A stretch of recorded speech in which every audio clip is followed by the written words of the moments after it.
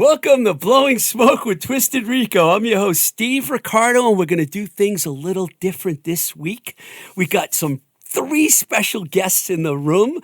Tom Wilson, world famous roadies here. And we got Heather and Nina from Colorado. Actually, four, because Mike Nash is here doing the engineering.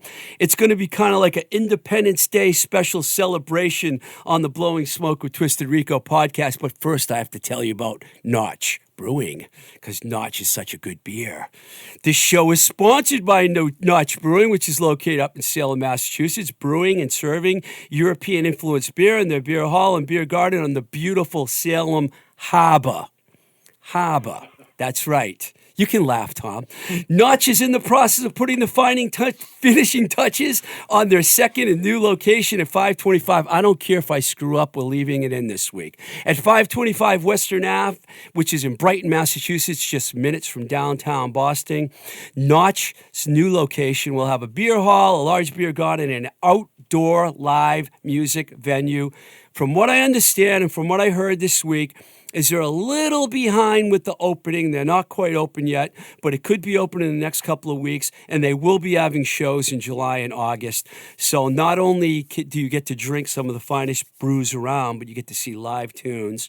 Notch beer is also available in Mass and Rhode Island through retail stores and also through mail order in Mass and PA, because at least one person here was born in Pennsylvania, and they drink a lot of beer in Pennsylvania. I know for a fact. In fact, Heather and Nina went to Notch Beer this week in Salem, and I haven't been there. And did you guys like it? It was awesome. It was really great. Really nice place, and fabulous beer and yummy eats. Yummy eats. I heard they have yummy eats. Yeah, we took several samples of what they had on the menu. So yeah, it was really good. You liked it, Nina? Yeah, I think we tried three different things. 3 different things. The pickled egg was, and I make pickled eggs, so it was definitely different than what I make, but it was really good. And then we had like a sausage. Yeah, they're known for Landjaeger or something. It was so good. It was good. It was different.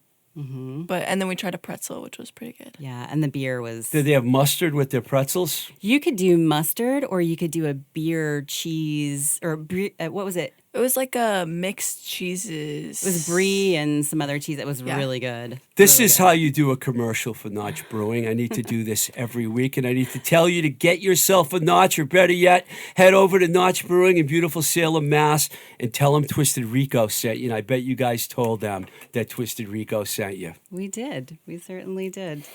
Well, I'm happy about that, and they will be happy. So, skipping all the crazy stuff this week, but we are going to play a song first, before we get to this great interview with Tom Wilson, who's been on the road with The Cure, Depeche Mode, Janet Jackson, and he started a tour with Billie Eilish, and we're going to, well, I think you already know why the tour never finished, but we'll talk about that a little bit. But first, I want to play a song for you. This is one of my best new recent discoveries of an absolutely cool band. The band's called Lovely. And if you're from the Boston area, you might know some of these names. Jim Keogh on lead vocals from the band Stranglehold. Rick Jones on bass from Jerry's Kids. Craig Adams on guitar from The Dents. Jack Clark on drums from Mung. And Paul Delano from Mung. What a band. They recorded these two songs. The pandemic came. They kind of put on hold. But it's so good. I got the song Hate all queued up and ready to go. I'm going to play it for you right now. This is Lovely with the track Hate.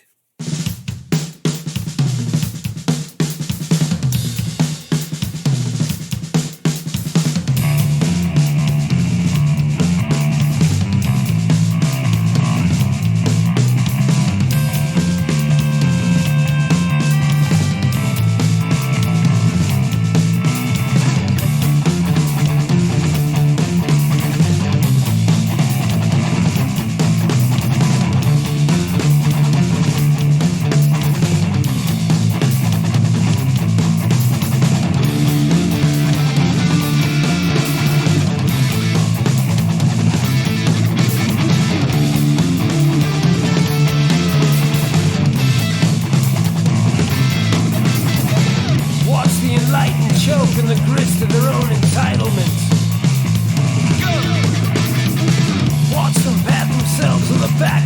good things they think they've done. Watch them talk amongst themselves. Watch them talk amongst themselves. Watch them only hear themselves. Watch them talk amongst themselves. Meanwhile, Rome burns. Meanwhile, Rome burns. Meanwhile, Rome burns.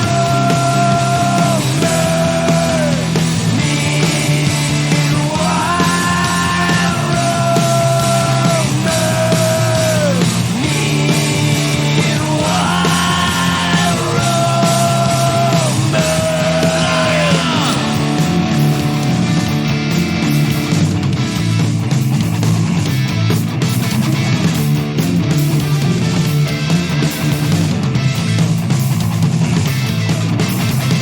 Meanwhile, the other side wraps themselves up in garden the flag.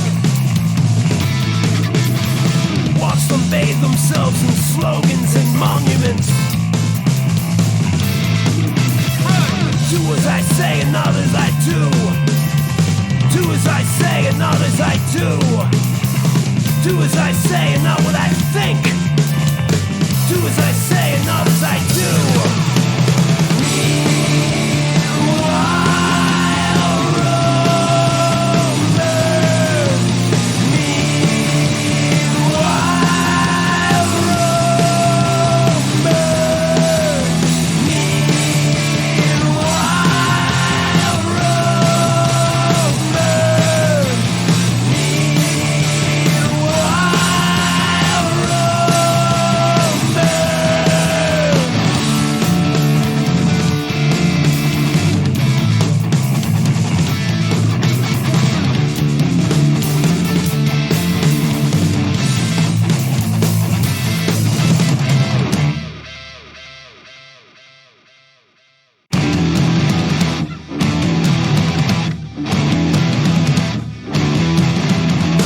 They know it's right for you. They know it's right for you. They know it's right for you. They know it's right for you. They know it's right for you. They know it's right for you. They know it's right for you. They know it's right for you.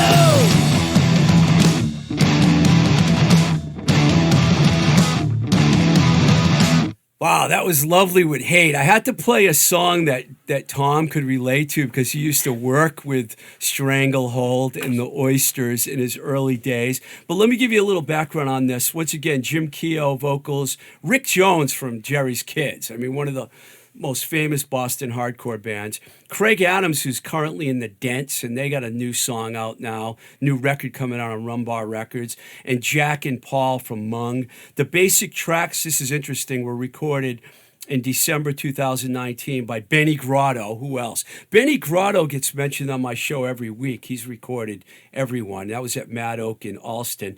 And check this out. The overdubs and mixes were completed in February 2020 right across the hall by Ethan DeSalt here at New Alliance Audio, and it was mastered by JP Masters. Craig did send me a little bit of a backstory, and I want to read that to you. He said that Lovely came together after him, Rick, and Paul and Jack played in a briefly reformed version of Stranglehold for a gig at the Hometown Throwdown with the Mighty Mighty Boss Tones back in 2015. And they played a few other shows with the Stranglehold lineup. And then Rick, Jimmy, Jack, and Craig started playing together, jamming and writing songs. They then invited Paul to come along. They recorded 3 songs, and then bingo, COVID hit. So the gigs they had scheduled all got canceled. Their recording sessions were put on hold. They only got 2 songs done. They were written pre-COVID and lyrically talk about the dysfunctional discourse and madness in our country. Duh, I wonder what they're talking about there. 2020 and from 2016 to 2020 was functional? I don't think so. They also tried to infuse all of their past punk and hardcore influences to come up with these strong punk vibes. Those are the words of Craig Adams, and I think it worked. So, Tom, you know a couple of these guys, right? Jimmy Keogh for sure, and the guys from Mung. I met them several times over the years. In fact, seen them play in the many bands they've played in. Like Jack's drummed for many of the Boston punk bands, including Jerry's Kids, I think. The Mung had Pete Mulford in it at one point. I believe Pete Mulford used to be in Last Stand. That was the original Mung. So I remember going to see them a lot. And they were a pack the club kind of band. Yeah, Mung was really popular in Boston, but everyone knows Jerry's Kids in the hardcore scene. Rick Jones. Oh my goodness, the bass player that sings. I used to forget that he played bass sometimes. Or they were unbelievable. So live. Paul sang in Mung, so they got two singers that aren't singing in this band, which is pretty that's cool. a good point. Actually, Jimmy's doing all the singing. Those guys do some backup vocals probably, but yeah, Jim Keogh, he's the ultimate front guy. So I mean, getting your career is pretty amazing. So you scribbled some notes down for me, which just blow my mind when I look at them. But we're gonna go all the way back because I know you grew up here in Boston, and the first band you said you worked with was DYS. Dave Smalley, of course, who went on to be in Dag Nasty, Down by Law, All, Yep, original singer of All. So. How did that happen? How did you hook up with the DYS guys? Because they were like a big band at that time. They were really popular in the scene at the time. And I think I'd only seen them play once somewhere else. And I offered to help lug their gear around, and they were like, yeah, fine, whatever. Back then, I didn't expect to get paid because the phrase that bands would use was, there's no money, And there wasn't because there had to be beer money first. Beer came first back then. But DYS was a straight-edge band, per se. So doesn't seem like a great fit for you at that time. It wasn't a beer. No, not at all. I know Tom. Tom and I know each other very well. So if I say things like that, it's because we know each other. I was young, so to be honest. I was 19 years old. I had no idea about how to set up people's equipment. All I knew was what I could see with my eyes at that point. Any shows that I'd been to, I'm like, okay, this person's doing that, this person's doing that. But in my mind, it was like, how does this all work? How does it all get put together? Who does this? So in the end, I decided I want to be one of the people who puts it all together or helps put it together. A tech is the proper word. A tech, right? a crew guy, a roadie, call us what you want. It's a thing that a lot of bands need or want. And in those days, bands couldn't shell out $50, $75 a night to pay people like us to do that. Many nights when I was starting out, I ended up coming home with a case of Bud bottles from the club. And that was perfectly sufficient. That was your pay. That was my pay. And back then, bad. I mean, we all had the thirst back then. The entire city was drinking everything in sight. Come on. It was nuts. It was a time of excess. Not every single person, but most of us.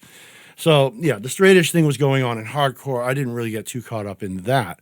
But I wanted to be at the shows, and I didn't want to miss any shows because these shows were unpredictable for the most part. During that time, the hardcore scene was huge. You didn't know what was going to happen on stage or in the pit. People flying around, diving everywhere. Sometimes they caught you in the pit. Sometimes they let you hit the wooden floor. And we got banged up. We got hurt. But the pure energy of that time and those shows, 82 into 83, unmatchable. I've never seen anything like it ever since. So you worked with some other Boston bands like the Neats, Bristols. That must have been fun working with the Bristols. Bristols were fun. They were all business. Gangrene, of course, our mutual friend Chris Doherty. Of course, Gangrene. I worked for them until they fired me because of drunkenness, which I find completely insane. How can the band that used the Budweiser logo fire their roadie for drinking? Well, they were hard to outdrink, so maybe I outdrank somebody for a minute, and that was it. No, I just became useless because we would drink all day and then try and work and do a show. It was insane. But there were some memorable moments with Gangrene, many memorable moments. I went to a lot of their shows. They played the Channel one day, and the gear that they carried around, Walter, I think it was the drummer, somebody had a hearse, an old funeral hearse, a big, long one, And the windows, you could still see through the windows, and they didn't want nobody seeing what was going on inside the hearse. So back then, you had the Budweiser suitcases. Remember the cardboard case? They cut out the sides with the logo, and they covered the hearse's windows with Budweiser logos. So it sounds like a Gangrene thing to me. It's fantastic. Then, I know this kind of, in a way, was kind of a break for you. You started working at the Orpheum Theater. How did that happen? One of the sound crew that was working for the Red Rockers at the time. The Red Rockers. So the Red Rockers came before the Orpheum Red Rockers Theater? came to Boston sometime in '85, and they moved here to situate themselves here. They had From just, New Orleans. from New Orleans. They had just been on the opening slot with U2, and they came to Boston and decided this will be our home. And they did a ton of college gigs. They exposed themselves really well. They did a show at the Rat. We did a show at Celebration across the street, I think, in Kenmore Which was the Square. metal club. The metal club. we played all these crazy shows, and they did really well. But eventually, they split up. But their sound guy was also not Ross, Greg. Ross Humphreys. Ross Humphrey was their front of house guy. Ross did not work at the Orpheum. Rest in peace, by the way. Rest Ross in peace, Humphreys, Ross good Humphrey. guy. One of the industry's finest, I'll tell you. And Greg called me desperately one morning. He's like, I'm supposed to be at work at the Orpheum on the local crew call as a stagehand. I can't go. I'm sick. He says, just go down there and go see Earl O'Hare, the old crew chief. And that's what happened. I went down there. They put me to work. I didn't know what I was doing. I got my toes run over by the flight cases. This was new to me. The big time music. I wasn't clued in on this at all. I didn't realize they were rolling around. Do you remember what the show was? It was The Cure. Oh. It was The Cure doing their Head What a on the weird Door tour. coincidence. Yeah, it's a coincidence. I ended up with them the year after, but I had no idea. But that show, it was the first time I saw a show. No, it was the second show I saw at the Orpheum. I had gone on my own to see U2 on the War Tour in '83. I saw that show where they kind of blew the roof off the place. The best thing I ever saw happen. For people that are listening that aren't familiar with the Orpheum, it's like the grand old cool venue in Boston, which holds about what, 2,000 maybe or something like that? 2,800 if it's completely packed, maybe 2,500. And what I remember about that place is the balcony would start rocking when Yes. people. It was scary, It man. was I saw scary. some metal shows there. I saw Judas Priest there, and the balcony was rocking. It was moving. We used to, us local guys, the crew, we had to run the spotlights, which were also very heavy, but they were in the balcony, and we could feel it shaking. It was really bizarre. So I did a ton of shows there, The Cure being the first one, but a lot of other stuff came through. Lou Reed, Susie and the Banshees, Laurie Anderson, Oingo Boingo. The list goes on. Stevie Ray Vaughan shot a video there. Aerosmith You shot a paid video your dues there. Oh, yeah. I paid my dues there, and I learned what the real grunt work was about, the heavy lifting and the loading of the trucks, working with the touring staff, learning to respect, what they're telling us to do. Because some stagehands do what they're told, some don't. But our crew chief, Earl, he was really good. He's like, either you're cut out for this kind of thing or you're not. So you find out after a little while. But I loved it. I loved going down there to work. It was fun. So you were there for the second time you ever worked there, and The Cure was playing, and then you ended up being part of The Cure for years. Many years. How did that happen? Well, when they opened Great Woods in Mansfield, the amphitheater, the inaugural season was meant to be delayed by a couple of days because of construction and rain and puddles and flooding and stuff. But they went ahead and started the season. And what they did, instead of hiring like a union crew to come and be the stagehands, they took us down from the Orpheum because we were all non-union. And they literally moved us down there, and we became the first version of the local stage crew for Great Woods. So Julian Lennon came through. I think he was the first one ever to play there. Van Morrison, I think, was a couple days later. And then So you get to work all these shows. You get to see the shows. You work spots. You work with those touring crews. You learn so much. So The Cure shows up, and they had just put out a greatest hits collection. And the North American tour was quite brief. It was like 7 weeks. And they get to Great Woods. They came in a day early on purpose to rehearse and do technical stuff. And so I was working closely with their sound crew and their backline crew, the band gear guys, drum tech, keyboard tech. But they were missing a keyboard tech. Their keyboard tech had gotten on the plane with them from England, but had, for some mysterious reason, run off and gone back home. So they were short one person. I offered my services, which at the time wasn't much because let's keep in mind, I did not know what I was doing. You were mostly a drum tech. Yeah, I was, 21, 22, 21 years old. So I knew a bit about drums and guitars, but I didn't know how to go on tour with a big band.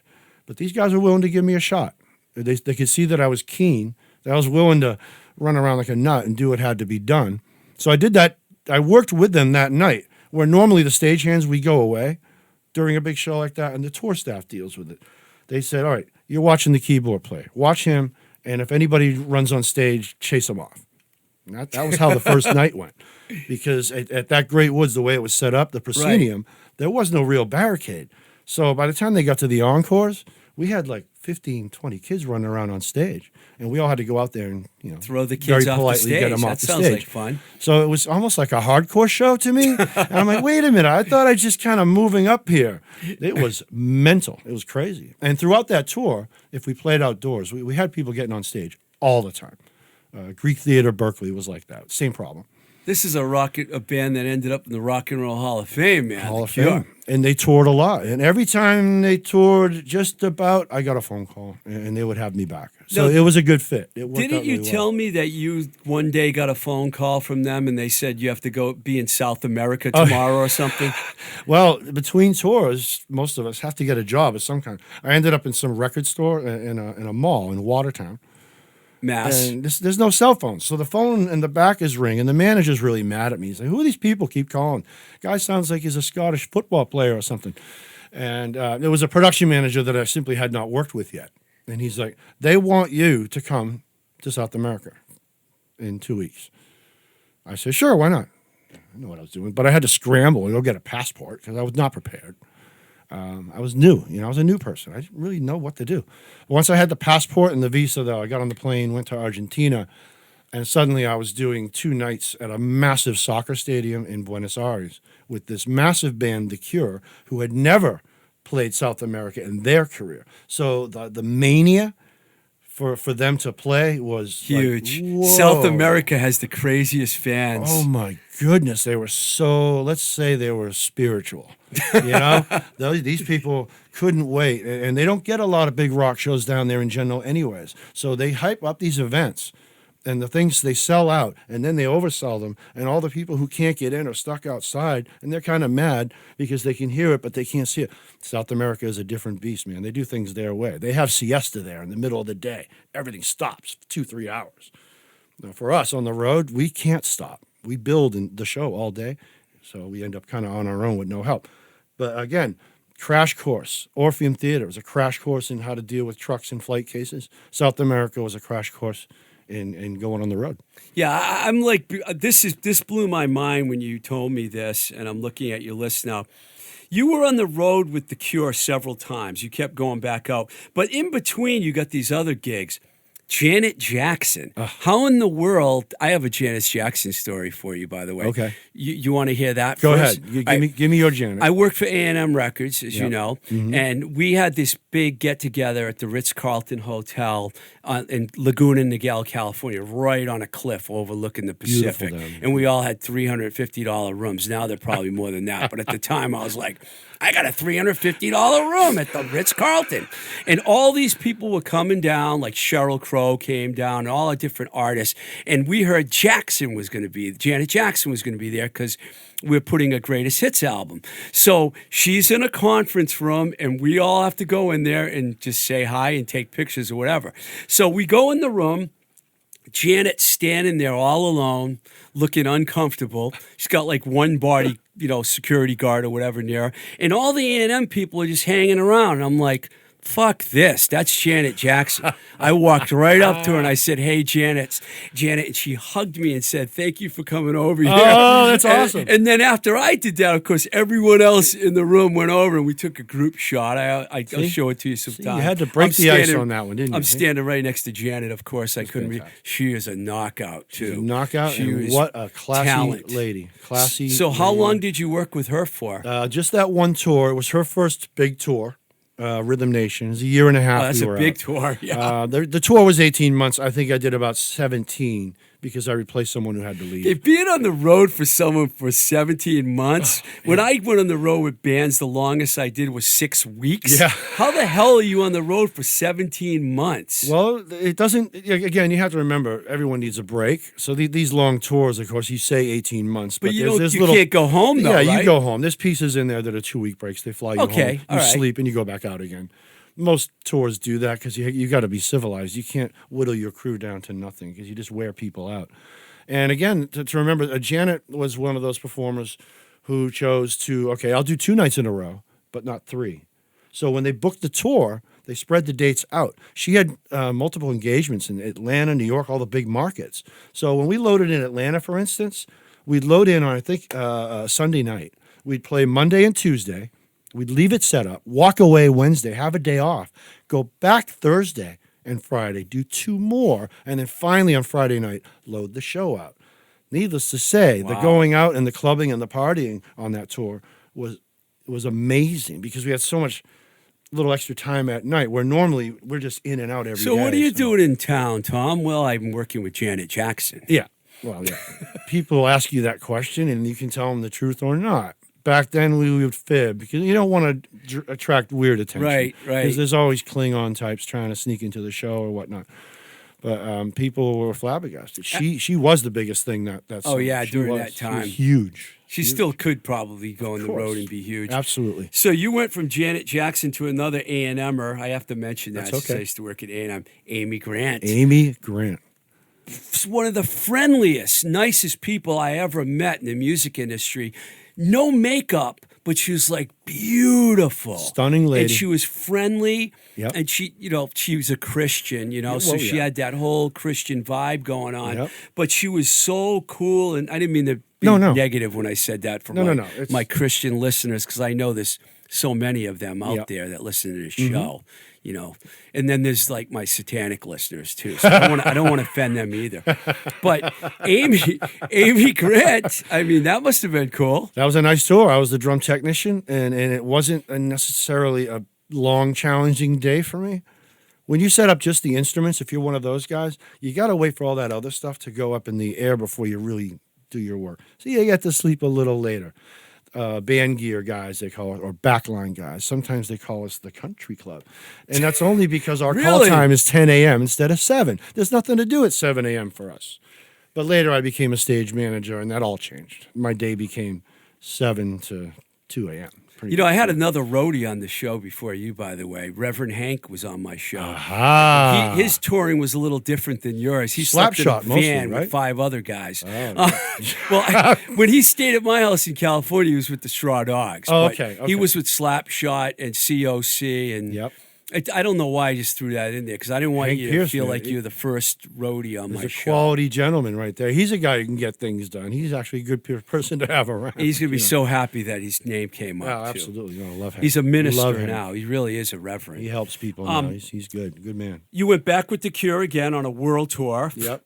And then Depeche Mode. Depeche Mode. It was like The Cure literally melded into that tour just because of the people involved. So somebody must have knew you from The Cure and said, we're going to hook you up with Depeche Mode. We're going to hook Is you that up. how that happens? Well, his name is Darryl Belmonte.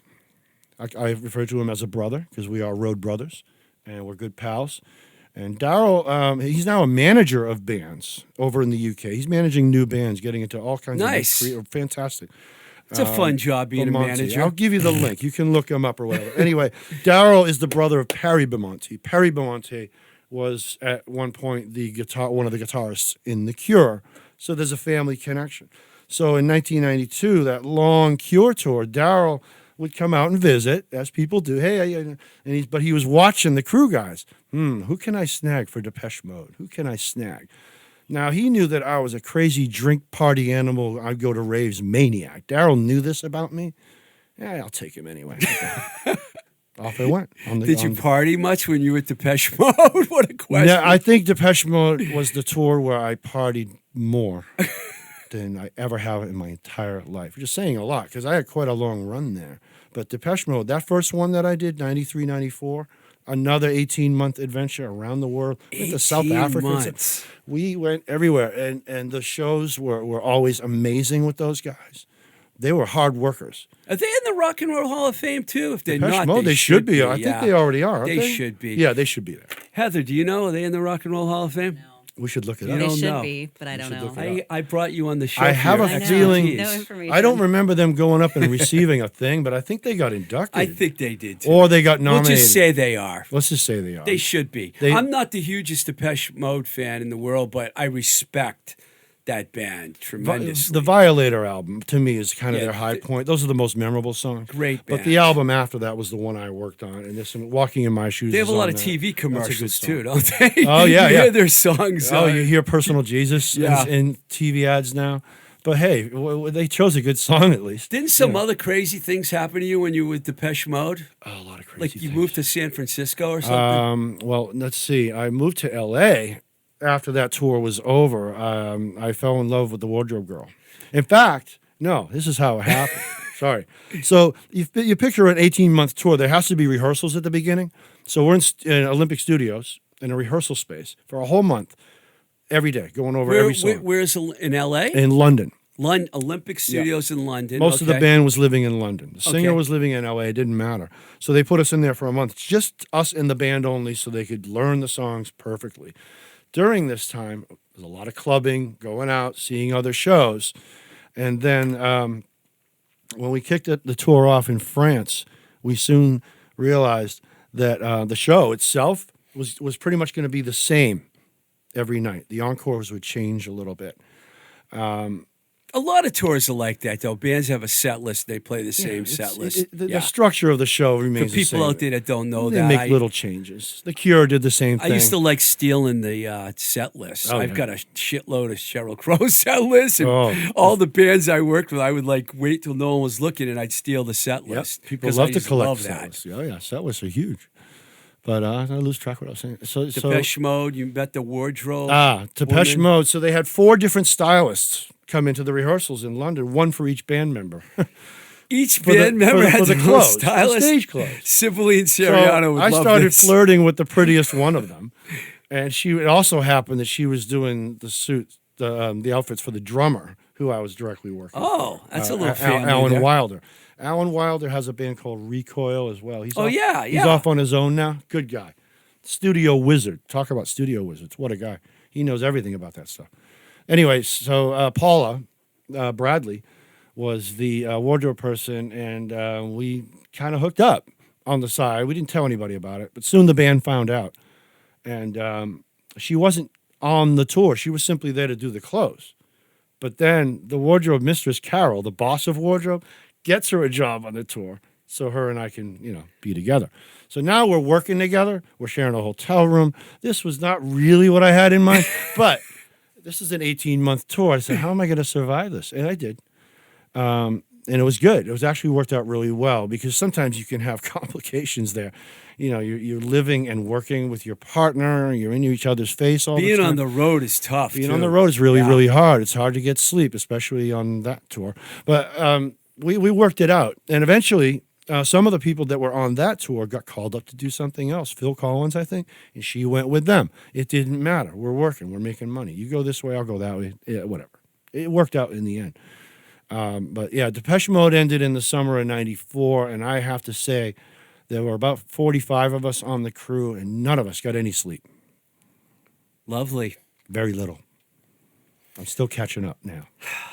So All right, let's. Your list is like I don't think we can talk about every one of these, but a couple things caught my attention. The Verve. The Verve. What What did a you do band. with the Verve? what a fantastic band. That was a phone call. I was living in L.A., and I was looking for a tour. See, I was trying to get into film a little bit, working with film crews, but the work was sporadic, and I was getting kind of bored of it, to be honest. But I got called by Deptford John. What year Armitage. were you living in L.A.? L.A. was from the time I got married, so I was there from '94 to about 2000. We were living in L.A. at the same We were time. we crossed didn't each- hang out though. We in didn't LA. even know we were there, but I was away a lot of the time too. But yeah, the Verve was We fantastic. didn't even know we were there. We didn't even know each other was I kind of knew I was there, but but I was also going on the road with bands. I met Heather when I was on the road with a band. Okay. That's how we met. Yep. We met in Pittsburgh, PA. Pittsburgh. What a city! Great. Did you know that, Nina? I did not.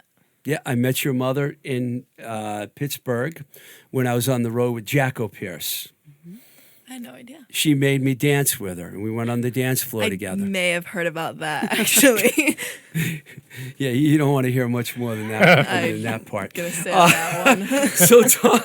So Richard Ashcroft, one of the best voices in rock and roll, man, in my opinion. He is a great singer. Can sing. And he can sing well. His guitar playing's good. I remember we had a special carpet that we put out in front of his mic, said the Verve on it, because he's a barefoot guy. Yeah, I don't wear shoes. noticed that about him. So we had to make sure there was no glass and metal stuff on it every night. We used to laugh about He that. had to be barefoot at every show. Barefoot at every show. We played some big festivals over in Ireland. We had Iggy Pop on the bill and Green Day with us. Wow. Green Day set all their equipment on fire. This was 1998, I think. Yeah, 98. Green Day opened for the Verve? Yes, the Verve had the headlining slot. I think it was the O2 festivals, like when O2 first started. I don't know. I can't remember O2 very well for some We reason. kind of co-headlined with them, I think, but we always had the final slot. So I was stage manager on that. And on that tour, I met one of my best friends in the world, my surrogate sister, Helen Smith, also known as Hell's Bells. She's a production assistant who has won. I love her nickname. Oh, my goodness. She's quite a lady. You'll meet her someday. She lives in England still. She's has won awards repeatedly. Production For her name? awards over in the UK for the work she's done. Madonna, Dolly Parton, all kinds of stuff. And Depeche Mode, too. She went out on Depeche Mode, too. So made friends on the Verve, made important friends on the Verve, and what great music in their repertoire. They were quite a great band to listen to. There's another band on your list that blew my mind when I saw it, the Dixie Chicks. Dixie What was it like working with them? It was a little change for me. I'm not a country music guy. This was I'm not, after you the know. George Bush debacle, right? That you worked with them? Yeah. A few months after that had happened, So it they was got all over the news. blackballed by They got blackballed radio. by the radio and the fans, which I thought was kind of silly. But they didn't seem shaken by that at all. In fact, they Natalie, is that the singer's? Natalie's I forget her last name. Natalie's the lead singer. And, She's really cool. I went out. I was stage manager, and I was new to the camp of people, but I blended in right away. Fantastic group of people she had working with them, just really lovely people. And I made some extra money. I was actually running one of the video cameras out front of house, and I had Natalie every night. I was her, just to project on the screens. So that was a nice busy tour. I love that they recorded a few Patty Griffin songs because I worked with Patty when I was at A&M. Let 'Em Fly became a #1 hit. That's right. Patty Griffin from I had Maine, forgotten about the Patty Griffin who started connection. in Harvard Square playing in the subway station. Wow, how about And that? That's right. Good for Patty, her. Patty's done well. She got I think she got a Grammy for that actually as the songwriter. Fantastic. It was the song of the year, I think, if I'm not mistaken. Shakira. I don't know how in the world you ended up on some of these tours, but Well, that's a mind blower. I had removed myself from the industry for a few years to kind of sober up, get my head screwed back on. And I started looking around for something, and my buddy Sean Saucier, he had heard about a possible opening on Shakira, but I had to talk to a few people and convince them that I wasn't no longer a crazy beer drinking, Just beer? nightclubbing maniac, beer and everything else. Well, not everything. I faintly remember a story about a pile of cocaine and a pile of Oh, yeah. sushi being right next to each other. yeah, that was my first wedding. First time I got married. There We- really was a pile of cocaine and a pile of sushi. For some reason, we Side thought it by was a side. good idea. We thought it was a good idea. that would have been my dream night of all time Well, back in the old days. You know the Luxor in Vegas, the Pyramid Yeah. Hotel. That had just opened. Oh. And it was so new, we were told, that no one had stayed in a couple of the little penthouse, what do you call them, suites. Yeah. The band, Depeche Mode, who we were working for, they were stuck in L.A. doing a video shoot. They wanted to come and party with us because there was all these days off or whatever, and we chose to do this wedding very kind of last minute in Vegas. The original plan was Acapulco, but that didn't work out. So here we are in Vegas. We went to some chapel, paid the $20, got and we did the cheap Vegas wedding. You got married and then you had sushi and And then cocaine? we tried to have sushi, but most I of the know, sushi I've got been thrown there, away. I've been there. I don't know how anyone eats after cocaine, but it's. Oh, it was just. And I just wild. want to say that my cocaine years ended, many years same ago. here, So same I'm here. not trying to do a commercial for cocaine no. here. Sushi, it's fun yes. to talk about. Sushi, it, though. yeah, I'll advertise sushi all day, but that was quite. Wow, a night. Tom. Quite a night. So wait, did Depeche Mode come out to the wedding and party with you? Or They no? wanted to. The manager make wouldn't it. let them run away from their video shoot. That's the story I got, and they were kind of upset about it because hey, wait, we're the band. We can do whatever we want. Not No, this time. So you we had can't. to tell the band about what happened later, and they were kind of like, yeah, they were a little Wow. upset. But That is- they shelled out. Actually, I think for the suite at Luxor. Oh, that's cool. And helped out in the way that they chose. Sorry, I totally bumped Shakira right off It's of okay. the question No, list. because Shakira, what an artist. Boy, that girl, she goes. She goes that whole. Were you on the road with her for a long time? The tour itself, I think I was gone for about 7 months, 7.5. You spent 7 months with Shakira? 7 months with a break in between North America, Europe. You've had a life, Tom. What a show! What a fantastic show! And I have my buddy Sean Saucier actually to thank for getting me involved in that, because I was when you go away for a while and you want to come back in again, it can be a little tricky because all the new people don't. Yeah, this know was who after you you are, took a know? little bit of a break, because I wanted to mention something that happened around 2007 when I was on the road with the Charms. Okay. And they were opening for the New York Dolls and the Super Suckers. And all of a sudden, we're in the dressing room. I was with John Scarpati, who shot not only the Poison cover, but the New York Dolls that's cover. right. And we're hanging out, and Tom Peterson shows up. And he Cheap was Trick, yep. Cheap Trick's bassist. And all of a sudden, Tom Wilson and Chris Doherty from Gay and Green come walking in the dressing room, and you guys didn't expect to see me. No, when we did walked not. in. And they we're hugging. And All Chris told me was like Darren was here, Darren Hill. That's what it was.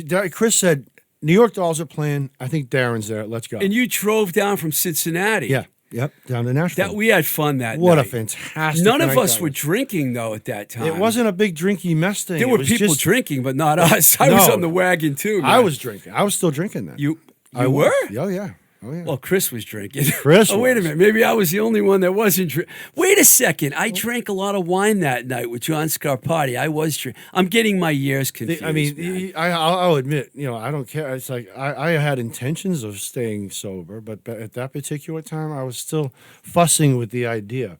I remember John Scarpati was like, I haven't smoked any cigarettes for a while, Steve, and I know you have cigarettes, and now you got me drinking wine. Can I have a cigarette? That's what made me realize I was drinking.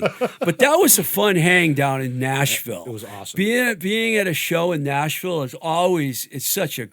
I'm not a huge fan of the South in general, but Nashville's a fun place. And Darren Hill, if I had a band needed a manager, I'd go to him first. He's another class. He was on my show a little while back. Did you listen to the show? Top gentleman. Great guy. But you knew him from the Red Rockers. from the and Red I Rockers? mentioned that back then.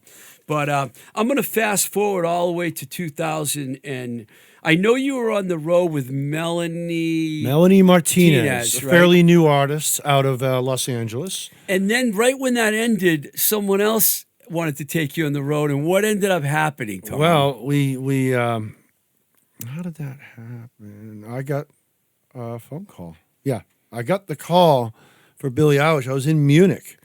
I'll never forget. by it. the way, Billie Eilish called me and asked me to go on Well, tour. Billie Eilish's people called me, and I signed on right away because the tour, Melanie's tour, that section of her tour was about to end anyway, and there wasn't really a great deal except for some makeup shows. So I decided to jump off Melanie in a peaceful fashion. And what you do is you tell them right away, hey, I'm going to jump off and do. Because that way they're not expecting you when the next leg starts. It's just a courtesy thing. But I wasn't going to say no to Eilish. And, How could you? Before luckily, you talk about that, though, I want to mention something that's kind of funny that connects you and I.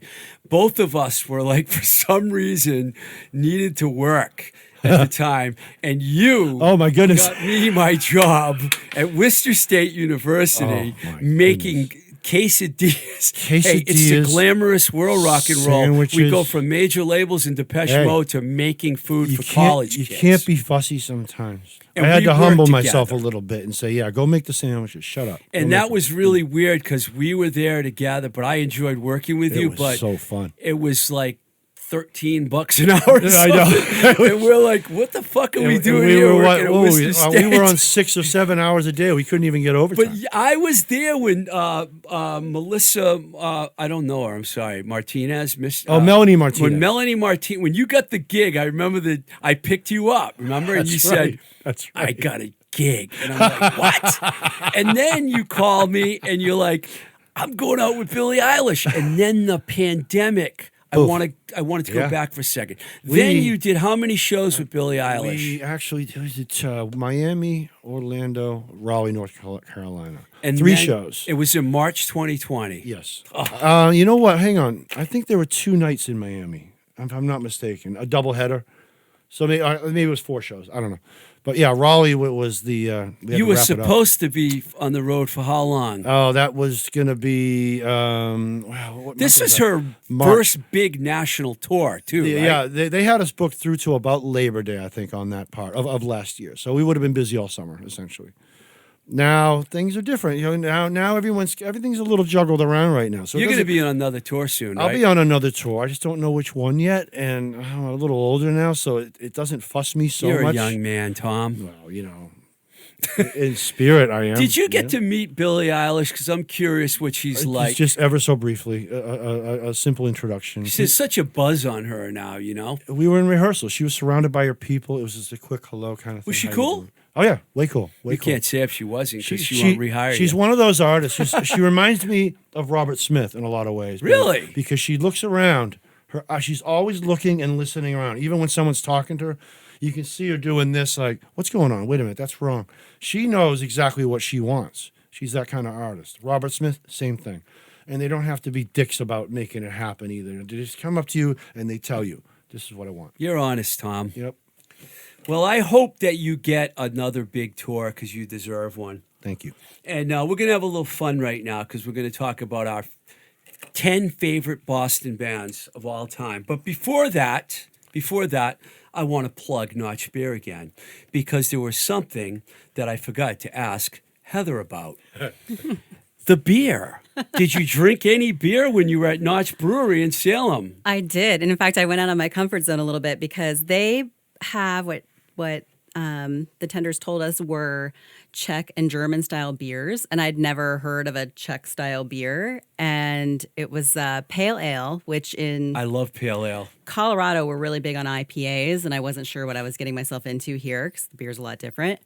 But it was delicious, and they took one of the Czech pale ales and they mixed either like lemon or lemonade. It must have been lemon because it wasn't sweet.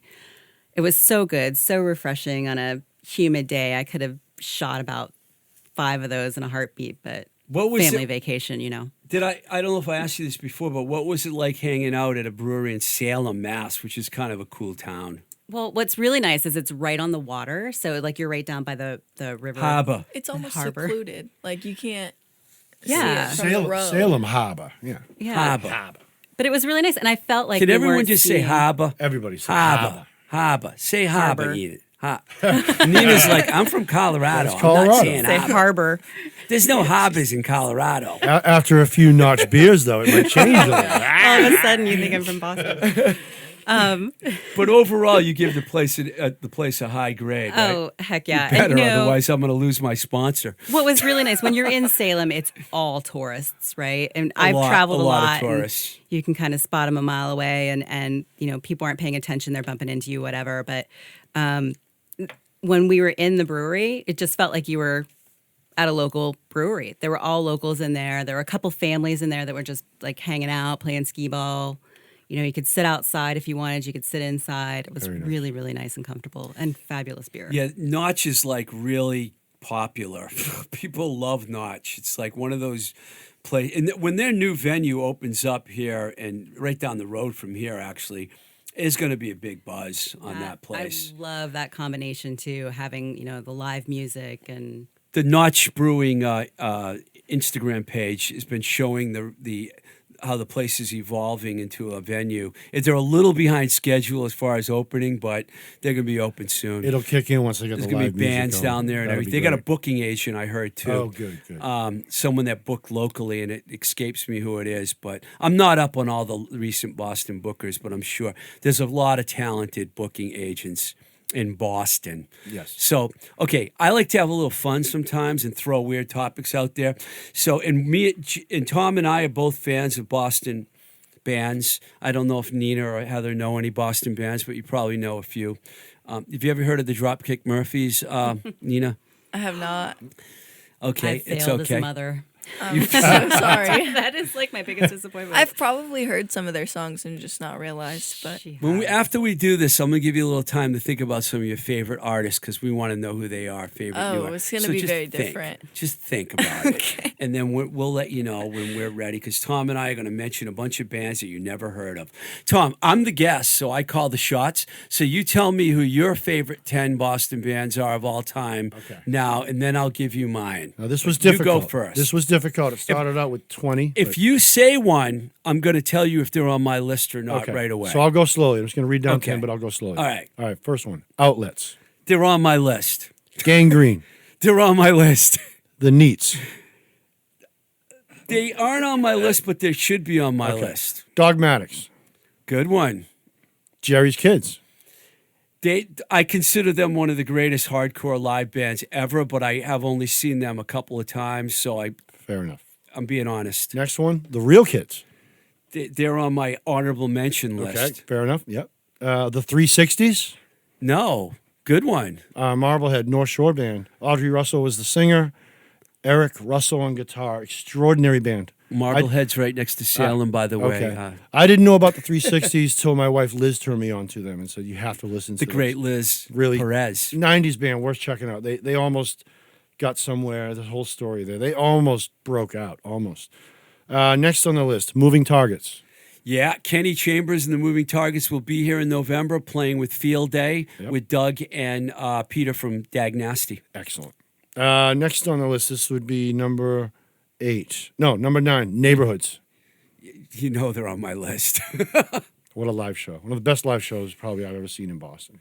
One of They the never best fail. live bands ever. And then you won't be ready for this. My last one on here, Robin Lane and the Chartbusters. That's a good one. R.I.P. Wow, the guitars are gone. There were some Asa Brebner guitars in here, was but there? they're not here anymore. But Asa I miss played with Asa. Robin Lane a lot. Rest in Passed peace, away. Asa. What a guy. Yeah, I can't. It's too bad. We know a lot of people that have passed away. What a great talent, Asa. Yeah, he Terrific was guitar something. player. He was something. So good. All right, you know half my list, but I'm going to just run down it anyways. And I did not exclude bands that I signed, obviously, because I have the outlets in the neighborhoods at the very top of my list. And people always ask me, who's your favorite Boston band ever?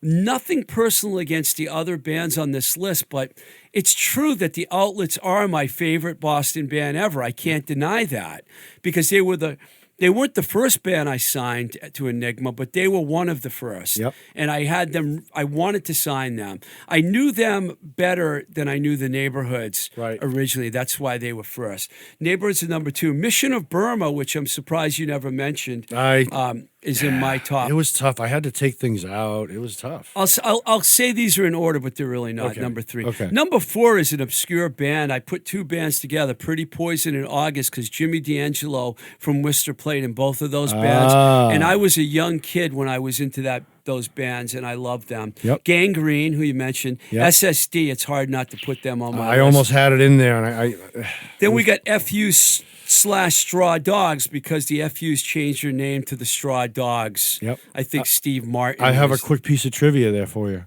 Okay. The drummer, Bonesy, Chris Jones, Yes. rest in peace. What are we going to from do? Straw Talk about Dog. dead people? He was from Marblehead. He was the drummer in my failed band, Bad Risk. That was He was. Mark Tobio and I. You we played with Bones? Yeah. Yep. I remember when he passed away. It was after we just did sign We broke them. up before we could do a show, but yeah, we had a band. That's for sad. about 6 months. Wow. Okay, I got Lemonheads/Juliana Hatfield because That's a good Juliana one. played on several Lemonheads records. It's a shame about Ray is the famous one. Amazing songwriting. So those I guys. couldn't put them both on the Amazing. list, so I put them on together. Okay. Because Evan and Dando and Juliana Hatfield will always have this connection. Absolutely. This might surprise you. The Cars are in my top Okay, I 10. thought of them yesterday, and I'm like, I love the Cars, but do I want to put the big bands on or not? I got a little I had mixed to. up. And then this band right here was one of my favorites. And what's good about this is their singer, Talia Zedek, is my guest next week, The Dangerous Birds, who were the first band that I ever made my own T-shirts of. They were an all-girl band. I used to go to Storyville all the time in Kenmore Square to every one of their gigs, and I made shirts that said The Dangerous Birds, and I was a total groupie of that band when I was in college. I saw them at Spit a couple times, I think. They were good. Were you at the Mission of Burma last show when they opened? It was Dangerous Birds, Negative FX, The Riot. Oh, and no, I Mission was of not Burma. at that show. I didn't It was even the hear about that show Bradford until after it Hotel. happened. I missed Bradford Hotel. I Yep. was there. I was at a famous lot show. of Dangerous There's, Birds. there's video footage of that, too. And I hope Talia doesn't listen to this show before next week because I want to remind her that I was at all their shows because I love that band. Boys Life Saw him. made my list. Yep, good and one. then I had a bunch of honorable mentions. I didn't put the Charms, Caged Heat, and the Ape Hangers on my list because I manage those bands. Okay. But obviously, I love all three of those bands dearly, Yep. and they know it. As a matter of fact, the theme song to the show is a Charm song, which you hear, that drum beat with Jason Meeker every show. And Stompbox, Real Kids, Liars, The Dark, honorable mentions. Dark, good Love them band. all. I had Andrea Gillis Band on my runner-up. Andrea Gillis who used to Yep. book the I Abbey. love seeing them play. They're great. Yeah, they used to book the Abbey. They just played last week. I should have put November Group on my list because Alvin Long is one of my best friends, and he was the drummer. And we got a drum tech and a drummer in the room. Yep. There's a So- show today in Boxborough, or tonight. There The is. Comic-Con gig. So a Oh, bunch Red of the on bands Red that I saw Records. last week. Yes. in Oh, I was Lexington going to ask you about that. play in So Boxborough you today. went to a show last week. What was that like? Justine and the Unclean, amazing. All the bands were amazing. Well, Jim that day. Janota, who Nat Friedberg's on my show and says Yep. is by bar none the best drummer ever in Boston. I'm not going to disagree Him with and Nat. Walter Gustafson are probably Yeah, a they're close the tie. two best. Probably a close Definitely. Sorry, Mike Nash. That's You're, all right. you're on the list. Lee Harrington and Linda's new band played. Yeah, I Awesome. played their track "Real Love" last week. Linda Mandolin and Lee Harrington from Yep. the Neighborhoods. They sound amazing. Fantastic. All the bands were good, and I'm trying to remember all the bands' names. Was it Lillian's Garden? What's that called? No. Linnea's Garden. Linnea's Garden. Go check them out. They're an up and comer, I guess. Definitely go check them out. Justine and the Unclean played, and then of course who am I missing here? Andrea Andrew played. Gillis right? played, and there were a couple other newer. I couldn't bands. make it to that gig, which I was disappointed. Because I saw pictures of you and Wayne hanging out. Wayne then you Valdez. didn't wanna go. We didn't mention Wayne. We didn't mention the Rat where you used to hang out. Yeah, the Rascoer. When I first started hanging out with the Rat, I wasn't old enough to drink, but then like all of us snuck in that we back snuck door, in. We didn't got you? our fake IDs eventually, but that was another thing where I realized if I start lifting heavy things around with these hungover people and helping them out, they're probably going to at least feed me. I'm And going to that's kinda share a how it little went. secret with everyone out there. Tom has become a world famous roadie, and he did it because he wasn't really a band's roadie, but he used to carry equipment. You told me this. You used to carry band's equipment into the club, and that's how you ended up being Nobody a else roadie. really felt like doing the heavy lifting. It wasn't fun. I didn't really want to, but I realized that this job, that was 50% of it, is dealing with the gear and watching it, making sure it doesn't get stolen, all that kind of stuff. So Well, the you know, early it's- days were interesting. It's That's how been I a learned. great honor and pleasure for me to have you on the show. Thank you very much for having me. Before I wrap it up, I'm sure you will enjoy this segment. Nina's going to tell us who the cool, up-and-coming new artists are out there right now. Because Nina, if you haven't figured out yet, I'm sorry, Nina, I'm going to have to divulge your age, is 17 years old. She's the second youngest guest on my show. Nate Zucker had you beat. He was only 16 when he was on. So actually, that's not true because Ellie and Joe from the Charms had their two kids in here, and they were okay. like 8 and 6. So you're the fourth youngest. So Nina, what do we need to know about? You love Olivia Rodrigo, I bet, right? I know you don't. I'm just kidding. It's not that I don't like her music. I don't know. Mom, we were talking about this earlier, and like even Billie Eilish, we were talking about when she first started, she was what, like 16, 15? Yeah. Something like that. And her music in the beginning was all kind of not the same, but had the same type like vibe She's to got it. that asthma thing where she sings her songs like this. And then she branches off, and I think I was talking to Mom, I was like, I feel like not every, but a lot of artists, especially really young artists, start off like that where their music's kind of the same. Yeah. And then they start to branch off into different type like beats and melodies. And But you like her. no, yeah, I do. I think her music's good. I just think that You like her more than Olivia Rodrigo. Billie, yeah, I do. I just like her music more. I think I do listen to a lot of different types of music. Like? I Like? can't. Anywhere from like Marilyn Manson to like vibey EDM to like Olivia Rodriguez or Rodrigo. Is it Rodrigo? Rodrigo. Oh, yeah, you can my bad. change your name now. It's okay. I still listen to a lot of EDM music Yeah. on that internet radio app that you get now, whatever it's called.